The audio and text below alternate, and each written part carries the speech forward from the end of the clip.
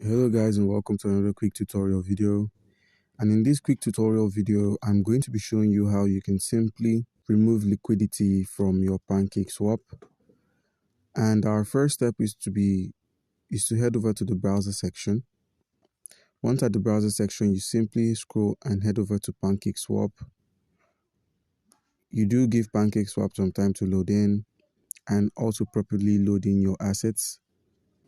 And once it's done loading up your assets, you simply click on liquidity, the liquidity menu in the menu bar.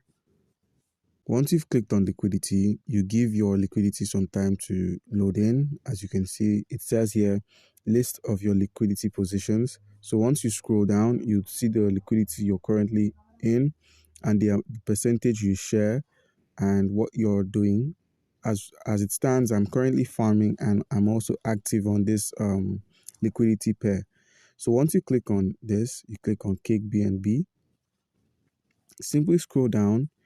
You then have a look at your liquidity and the appreciation over time, and also your unclaimed fees and the price range in which you had set, and also history. If you'd like, you can look at the history. You could then click on remove. That's to remove our liquidity. And then you drag the meter to how much you want. That's 100%. This is what we're receiving.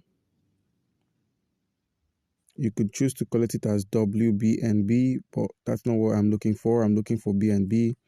So you simply click on remove. As it says here, the disclaimer says, this liquidity position is currently staking in the farm. Adding or removing liquidity will also harvest any unclaimed cake to your wallet. And you simply click on remove. And we wait for confirmation. And you follow up by clicking on approve. Now we're removing our liquidity. As you can see, transaction submitted. So you click on view on BSC scan, Binance Smart Chain. This is the block. This is the transaction hash. Yeah, it's going from 13 seconds ago, actually.